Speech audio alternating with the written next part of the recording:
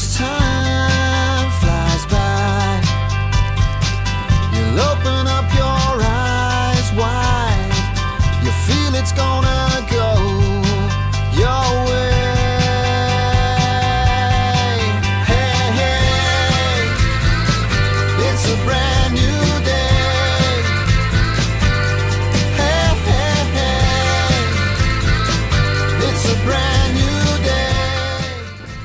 It's so lovely to meet people through other people. That's how it works. It's networking, but it's natural networking in Marbella. Thanks to Lana, Svetlana, a natural health yoga guru. Indeed. Get to meet this lovely young man. His name is James, and he's a photographer.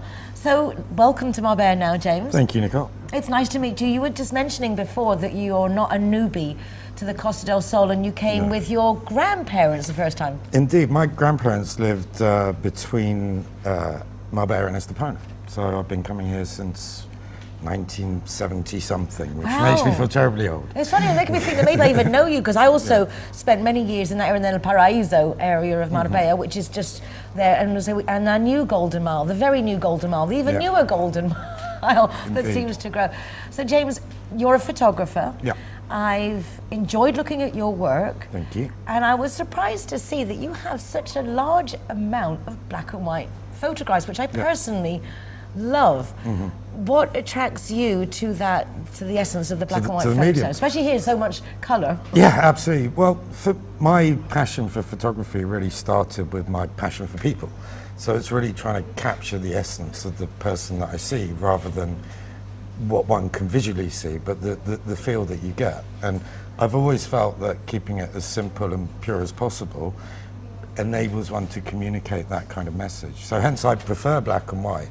And when I'm taking a shot and then processing it, I really ask myself the question, does colour add anything to this image? If not, I tend to keep it onto black and white. That's a fascinating philosophy. Does colour add anything to the image? I work a lot with people who are colourblind, but it's funny because when they actually see colour, they describe everything they were seeing before as like very green, sepia, different types of greens, yellowy greens, not even the black and white that one would expect if you don't see colour. So I do appreciate that actually having this black and white is a very unique concept, but it's far more, in my mind, like nostalgic. It seems a sadder way of communication. Is it because it's lacking the colour? What makes it, or is it the person, what they're just transmitting? I think for me it's the difference between creating a photograph as an expression of art or taking a snapshot, and both are equally valid. And if you look at my Instagram, there's snapshots and there's artistic pictures and there's commercial work. So for me, the absence of colour is just enabling me to express how I feel about a situation. And yeah, you're right, the winter months there's probably more black and white. Summer months there's probably more colour, and that's probably to do with the mood, the feeling. You know, winters here are very different, as we know. Exactly, we're lucky that our winters are very dispersed with lots of light. I think all the artwork and photographs, everything I like, are the people that, in my humble opinion, have managed to capture, control light. Yes. And you play with light in a way that is literally captivating. How you capture the light of a face, the light of a building, that gives it like a story. Were you born with this gift? Did you study this gift? How did your whole world come towards this photography? Absolutely. Well, I had a passion for it from a very young age. My father was a keen amateur photographer and got me my first SLR camera when I think I was 7 years old. And it's just gone on from there. I did study as well, but I tend to, once one has a basic technical knowledge of how to take a picture, personally I try and not have too many influences. I don't really look that much at other photographers' work. And that's not arrogance, that's just wanting to express what I'm seeing and in my way. And communicating my images. Right, so. You have a natural gift and you're expressing yourself, and I think that's fair enough. From the images that you take, do you have to be the ideal wedding photographer or any event going on, because you love people? And if you like people and you're an event that's all about people and capturing the moment, is this something that our audience can contact you for? Absolutely. I mean, I for things like wedding photography, event photography, I have a very documentary style. So I'm not really the sort to say, okay, we're going to have a nice big posed picture here and you there and you there. If people are looking for much more of a documentary, a real feel of how the day was, that's much more my kind of thing, which I love to do. Right, so any photographer, well, not any photographer, but you can have that standard pictures, but if you want a memory of the day, absolutely, and everything that happened in the day in an informal way, a bit like Marbella now, isn't it? Indeed. Exactly. Indeed. No script, wing it as we go along, but hopefully capture the essence and make sure everyone looks good. Yes. This is what it's Absolutely. all about. Yeah. You are here to stay? Do you come and go? I live in Malaga, in the city. When I first came over here, I lived in the Campo near Coín, which was wonderful. But really, for work reasons, it's much better for me to be in the city. Most of my clients are either in Malaga or in the Marbella area. So, however, a little yes. birdie told me that you Yes. even had a couple flying for, was it South Korea? What did Indeed, they, yes. to have photographs with you and do their wedding here because you could do the type kind of thing they the wanted. report that they wanted. Yeah, that's the power of social media, to be honest with you. I mean, it amazes me. They saw my Instagram account, they loved the pictures, and contacted me saying, we're coming to Spain to get married. They were actually in Barcelona to get married. Can we come to Malaga and have a session with you? So, power of social media, people flying in from South Korea. Beautiful, the way we can all connect with each other. It's been a pleasure to connect with you and to meet you, Absolutely. James. One of my favourite names, obviously my son's friend James, we've got James' son-in-law, good on you. And Amanda Anstey's husband's middle name is James, and obviously the name of the year. It's a good name. It is. Or you say in Spanish, James. Indeed. Not quite the same. No. Not quite the same. No. James, a pleasure to meet you. And I look you. forward to seeing Thanks you for again and more of your artwork. Absolutely. Well, your artwork, it is photographs, it's artwork. What's your Instagram? It's a little bit long. It's at 020 Photography Spain. There you go. That. Yeah. Hey, hey. Free taxi 4 times a month and 25% discount on your car insurance if you're the zero hero. Wearing a seatbelt is fundamental. Even braking suddenly at 7 kilometers an hour, your body will be thrust forward with the equivalent weight of 3 to 5 tons. That's like throwing yourself off headfirst of a 3-story building. We wouldn't want to do that. We wouldn't do that out of choice. Now, when you're pregnant, a lot of people choose not to wear the seatbelt because it's true that the lower belt can actually hurt your uterus or even damage the fetus. However, there is an adapter now available that is a cushion that goes on your car seat, and when you get in the car, what you do is you put your seatbelt on as you would normally. So you put your seatbelt on, and now you're sitting on your special seatbelt adapter, and then you take the part that's between the legs, which is the optimum position to put the belt so it's below your uterus, it's below the baby, and if any pressure is exerted in case of sudden braking, it will not hurt you or the baby. But it is fundamental that you wear a seatbelt, because if you don't, you're risking your lives, your baby's life, and that of anyone else who is with you in the car or around you if you go through that windscreen.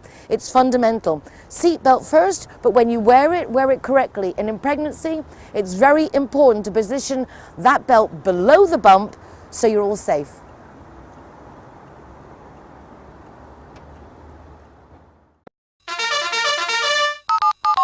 Free taxi 4 times a month and 25% discount on your car insurance if you're the zero hero. Yeah, I'm here in Marbella, but it says here I'm in La Canada.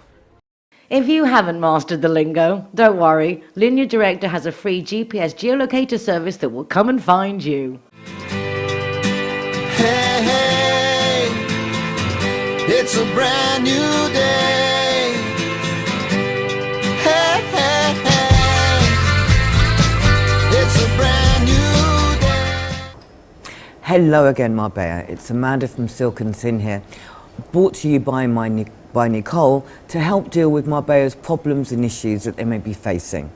And I don't know if you remember, but a few weeks ago we were discussing a problem that a young lady had with a very, very possessive and jealous boyfriend. And it was very difficult for her, and the situation was becoming untenable, and he was actually starting to get quite scary. And I got quite a lot of responses to that question, and basically the main response was, get away from that situation as soon as possible. Now, strangely enough, I've been contacted by a young lady called Evie. And Evie is in her 20s. She's been in a relationship for 3 years, which to me is sort of quite a young relationship. I've just had my 10th anniversary and a couple of friends of mine have just celebrated their 45th, so 3 years isn't too long. But Evie has a problem. What started out with her partner, her boyfriend, they lived together, as being absolutely great and wonderful and fun, has turned into a situation where she's becoming more and more possessive. She knows she is, and she can't help herself, and she doesn't know what to do about it.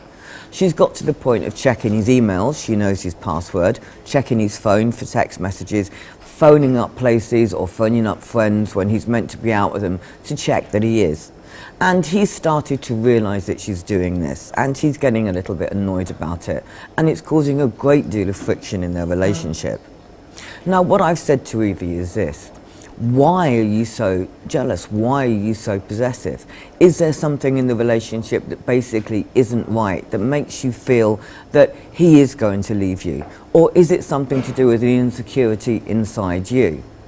And you need to talk to your partner, your boyfriend, about this. We've all felt jealous, we've all felt possessive, we've all had that moment where our man or partner, female, man, whatever, has maybe looked at somebody else a little too long, and we've had a little twinge of jealousy. It's a perfectly natural human emotion. But again, the problem has to be confronted. This is what I always say: confront without confrontation. Confront the problem without aggression. Talk about things. Evie has actually decided to come and speak to me and have a few sessions because she does believe that possibly this problem stems from an insecurity in her rather than a problem within the relationship, and is causing a problem in the relationship, which until she started feeling jealous, so jealous and so possessive, was going on very well. As I said, Evie and her boyfriend live together and their future's looking good, they're making plans, but she's getting itchy. Now, we've all heard of the 7-year itch. Is this a 3-year itch? Is possibly Evie wanting to get out of the relationship and therefore looking deliberately to find something so that she can end the relationship with her boyfriend and doesn't have to go forward? There are many, many reasons it could be, but lots of people experience this sort of possessive feeling, and it's not healthy. We all want to know where our partner is, our loved one is. We all want to know that we're the most important person to them. But it cannot become obsessive. Obsession is never a good thing, whether it's with gambling, as we talked about last week, or with jealousy and possessiveness, as we're talking about here. So Evie needs to look at this. But first of all, she needs to talk to her boyfriend calmly and say to him, look, I am jealous. I don't know why. And see if he can help her and maybe change his behaviour slightly to make things easier for her while she's having the therapy to deal with the problem and find out why she has it. Now, lots of us do feel jealous, and lots of us suffer jealousy, and sometimes it's for the right reason. In this situation, I don't think Evie's got anything to worry about, and I think she just needs to deal with the issues, why she's feeling so insecure and why she's so worried. Maybe because the relationship is going on to a new stage. Anyway, we wish both Evie and her partner the very, very best of luck, and I really do believe a couple of sessions talking about things, she'll calm down and realise, and we wish them a very, very happy future. Anyway, Marbella, have a great week. As Nicole always says, be nice to each other. It's very, very important. And thank you very, very much for listening. And it's goodbye from me, Amanda from Silk and Sin. Thank you very much. Gracias por estar con nosotros esta tarde en Marbella Now. Mañana a las 11 de la mañana estaré en la radio con Eva Bien, 107.6 FM, con un invitado de nuestra comunidad internacional. Espero que sintonicéis. Well, that's it for me this evening. Tomorrow I will be on the radio with Eva Bien at 11 in the morning with another member of our international community. If you want to tune in, it will be in Spanish. But for those of you who want to practice your Spanish or who speak a bit of Spanish, I think you'll enjoy it. And we will be back tomorrow with another Marbella Now as well. We look forward to you joining us, and thank you very much. It's lovely to have you with us. Take care, be nice to each other, y hasta mañana.